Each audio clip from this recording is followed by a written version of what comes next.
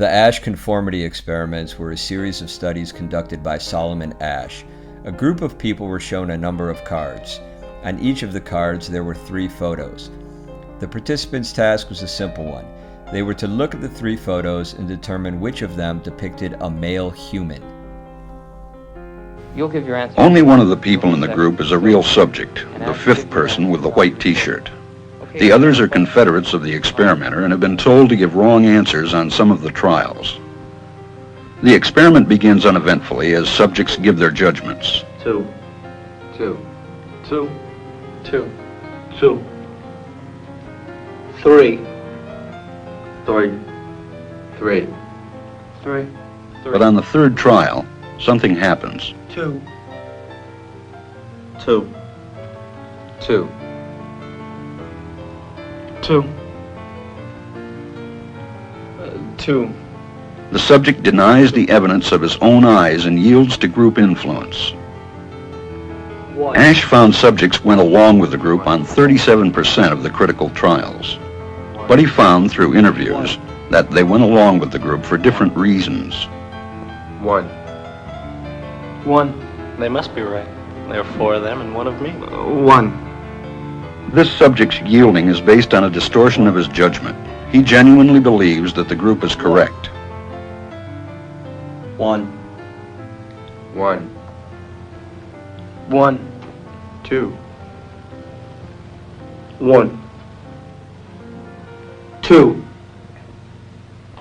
2. 2. I know they're wrong, but why should I make waves? 2. In this case, the subject knows he is right, but goes along to avoid the discomfort of disagreeing with the group. Here, the distortion is at the level of his response. 2. 2. 2. 2. In the previous experiment, the naive subject stood alone against the group. In this variation, Asch gave the naive subject a partner, here seated in the 3rd position, who also gives the correct response. 1. 1. 2. 1. 2. With a partner, yielding drops to only 5% of the critical trials compared to 37% without a partner. Although subjects report warmth and good feeling toward the partner, they typically deny that he played a role in their own independence. The partnership variation shows that much of the power of the group came not merely from its numbers, but from the unanimity of its opposition. When that unanimity is punctured, the group's power is greatly reduced.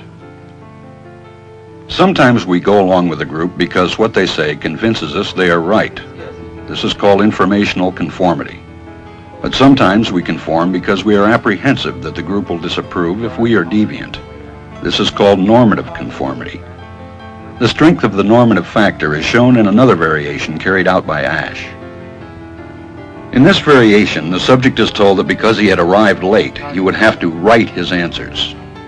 Subjects in this private response experiment are exposed to the same amount of misleading information as other subjects, but they are immune from any possible criticism by the group. 1. 1. 1. And this enormously reduces the pressure to conform. Conformity drops by 2/3. Asch's experiment is a classic. It reveals how people will deny what they see and submit to group pressure.